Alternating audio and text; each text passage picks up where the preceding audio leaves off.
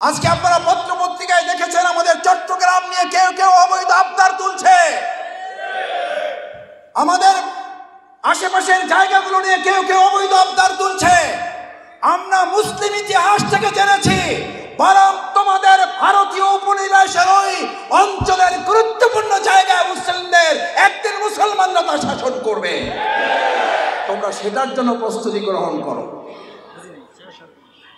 আমাদের চট্টগ্রাম নিলে তোমাদের সুবিধা না অসুবিধায় আলোচনা পরে, আগে আলোচনায় আসতে হবে এই ভারতবর্ষ এক সময় মুসলিমরা শাসন করেছে, আবার মুসলিমরাই শাসন করবে ইনশাআল্লাহ। আমাদের ফিলিস্তিনকে দাবিয়ে রাখা যায় নাই, যাবে না। আমাদের কাশ্মীরকে দাবিয়ে রাখা হয়েছে, যায় নাই। আমাদের পার্শ্ববর্তী সেভেন সিস্টারকে দাবিয়ে রাখা হয়েছে, আমাদেরকে দাবিয়ে রাখা যাবে না। আধিপত্যবাদ আমরা 2024 সালে 5ই আগস্ট মোকাবেলা করেছি। আপনাদের মনে নেই 2024 সালের 5ই আগস্ট আমরা কি প্রশাসনের কতিপয় শুধু লোকদেরকে মোকাবেলা করেছি, শুধু আওয়ামী লীগ যুবলীগের সন্ত্রাসীদের মোকাবেলা করেছি, নাকি পার্শ্ববর্তী একটা রাষ্ট্রেরও কিছু সন্ত্রাসীদেরকে আমরা মোকাবেলা করেছি? সুতরাং এই তরুণ যুবক ছাত্র জনতাকে আর রক্তচক্ষু দেখিয়ে লাভ নেই। বাংলাদেশের চট্টগ্রাম তো দূরের কথা, বাংলাদেশের শহীদের রক্তের রঞ্জিতে 1 ইঞ্চি মাটিও আর ছেড়ে দেওয়া হবে না। এই দিকে কেউ চোখ তুলে তাকালে দেশের ছাত্র জনতা তাদের চোখ উপড়ে ফেলবে। কেউ অবৈধভাবে হাত বাড়ালে সে অবৈধ হাত ভেঙে চুরমার করে দেওয়া হবে। কারণ এই দেশের মুসলমানদের সম্পদ, আর মুসলিমদের চেতনা হচ্ছে এই লা তাকশা ইল্লাল্লাহ। এটা হচ্ছে ফরেন পলিসি মুসলিমদের। আমরা এক আল্লাহ ছাড়া আর কাউকে ভয় করি না। আল্লাহ ছাড়া যারা ভয় করে না তারা আধিপত্যবাদকে ভয় পায় না। আল্লাহকে যারা ভয় পায় তারাই শুধুমাত্র এই সমস্ত রক্তচক্ষুকে মোকাবেলা করতে সক্ষম হয়।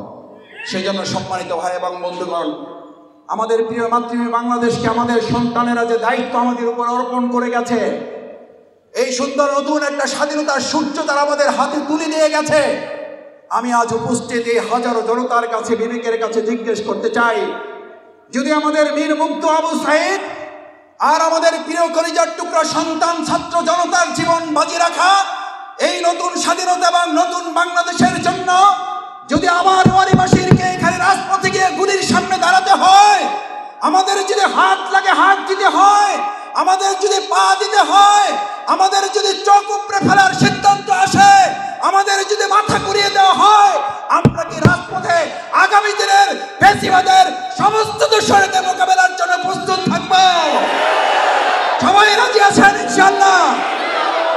সম্মানিত ভাই এবং বন্ধুগণ, আসুন, এখনো শেখ হাসিনা মুক্ত হয়েছে দেশ, হয়নি ফ্যাসিবাদ মুক্ত বাংলাদেশ। ফ্যাসিবাদ মুক্ত হয়েছে শেখ হাসিনা, মুক্ত হয়েছে বাংলাদেশ, ফ্যাসিবাদ মুক্ত হয়নি বাংলাদেশ। ফ্যাসিবাদের দোসররা এখনো আমাদের এই সুন্দর সাজানোর স্বাধীনতার বাগানে হুতুম পেঁচার মতো বসে আছে। আমাদের আল্লামা দেলোয়ার হোসেন সাঈদী রাহিমাহুল্লাহর একটা বক্তব্য দিয়ে শেষ করি। উনি বলেছিলেন, বাংলাদেশের এই সুন্দর বাগানটাকে সাজাতে অসংখ্য মালির দরকার হয়। ওই অসংখ্য মালির বাগানটার পিছনে ঘাম ঝরাতে হয়, চোখের পানি ফেলতে হয়, প্রয়োজনে পোকার কামড় খেয়ে রক্ত ঝরাতে হয়। ওই রক্ত, চোখের পানি আর শরীরের ঘামের বিনিময়ে যে সুন্দর বাগানটা সেজে গুজে ওঠে, ওখানে যে চমৎকার গোলাপটা দেখা যায়, ওই গোলাপটাকে দেখে সবচেয়ে বড় হিংসায় জ্বলে পড়ে মরে হুতুম পেচারা।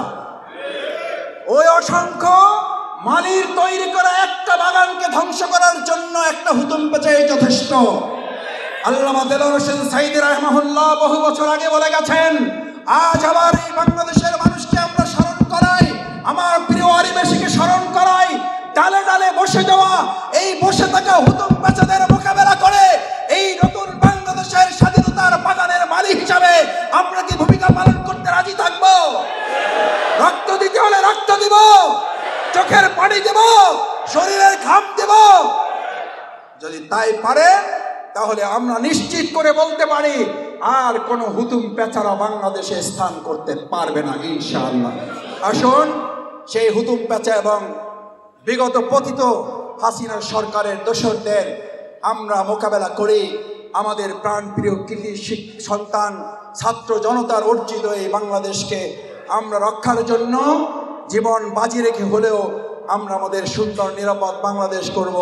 তার জন্য ওয়ারী থানার আজকের আয়োজিত এই সদস্য সহযোগী সম্মেলন যারা এসেছেন, আমি আপনাদের কাছে শেষ আহ্বানটা রাখতে চাই, আপনারা মেহরবানি করে দেশের পরিবর্তনের জন্য, আমরা নিজেদের পরিবর্তনের জন্য কি সবাই রাজি থাকবো ইনশাআল্লাহ? তাহলে যারা সহযোগী সদস্য আছেন তারা এখন থেকে আর সহযোগী সদস্য থাকবো না। আমরা এখন থেকে ইসলামের বিধানের আলোকে আল্লাযীনা আমানু ইউকাতিলুনা ফি সাবিলিল্লাহ, যদি ইমানদার হও তাহলে শুধু সমর্থন করলে হবে না।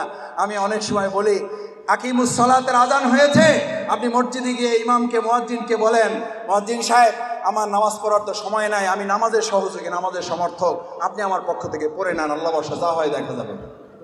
একজন মুসল্লি হাত জাগান, বাইরে তো পাইলাম না, ভিতরে আছেন কেউ? যে আপনি নামাজের সহযোগী, নামাজ পড়ে আপনি মুসল্লি নাম বলেন নাই, আপনি মুসল্লি হন নাই, নামাজে দাঁড়িয়ে যান নাই। আকিমুস সালাতের হক যদি হয় আপনার নামাজে দাঁড়িয়ে যাওয়া, তাহলে আকিমুদ্দিনের হক হলো আল্লাহর জমিনে আল্লাহর দিন বিজয়ের জন্য এটার কর্মী হয়ে যাওয়া। রমজান মাস আসলে কেউ এটা বলেন, ভাই আমি রমজানের সমর্থক, লাগে ইফতার আমার কাছ থেকে নিয়েন, কোনো অসুবিধা নেই, টাকা যা লাগে আমি দেবো, রোজা আপনারা রাখেন, আমি আপনাদের সহযোগী। ভাই রোজার কোনো সহযোগী আছে? নামাজের কোনো সহযোগী আছে? আকিমুস সালাতের যদি সহযোগী না থাকে, কুতিবা আলাইকুমুস সিয়ামের সহযোগী কোথা থেকে আসলো? আকিমুস সালাতের সহযোগী না থাকলে আকিমুদ্দিনের সহযোগী কোথা থেকে আসলো? আকিমুস সালাতের হক যদি হয় মুসল্লি হওয়া, কুতিবা আলাইকুমুস সিয়ামের হক যদি হয় রোজাদার হওয়া, আকিমুদ্দিনের হক হলো আল্লাহর জমিনে আল্লাহর দিন কায়েমের কর্মী হওয়া। দেখে ইনশাআল্লাহ আল্লাহ আপনি হাতগুলো ভিডিয়ায় আমাদের ক্যামেরায় দুশ্চিন্তার বাদ গেলে যাইতে পারে, আল্লাহ আপনার আরশে আজিমের ক্যামেরা থেকে আমাদের হাতগুলো বাদ দিয়েন না। এই হাতগুলোকে ক্যামেরা বন্দী করে আরশে আজিমের ক্যামেরায় কাল কিয়ামতের দিন হাতগুলো দেখে দেখে আমাদের গুনাহ মাফ করে জান্নাতুল ফেরদাউসে দিয়ে দিন। এই হাতগুলোকে দেশের জন্য কবুল করেন, দেশের নিরাপত্তার জন্য হাতগুলোকে এক একটা সামরিক প্রশিক্ষণের হাত হিসাবে কবুল করেন। সেই প্রত্যাশা ব্যক্ত করে আপনারা কষ্ট করে ধৈর্য ধারণ করে এতক্ষণ কথা শুনেছেন, আপনাদের প্রতি অকৃত্রিম শুভেচ্ছা, ভালোবাসা, ধন্যবাদ এবং কৃতজ্ঞতা জানিয়ে আবারও বাংলাদেশ জামাত ইসলামীর জন্য আপনারা দোয়া করবেন। আমাদের ভুলভ্রান্তি হলে আমাদেরকে ধরিয়ে দেবেন, আমাদেরকে আপনারা শাসন করবেন, কারণ আপনারা আমাদেরকে থাকতে দিয়েছিলেন। থাকতে দেওয়া এই সন্তানগুলো এখন কোনো অন্যায় করলে, এই ভাইগুলো কোনো ত্রুটি করলে, ভাই হচ্ছে আয়নার মতো, আমাদের ত্রুটিগুলো আপনারা ধরিয়ে দেবেন।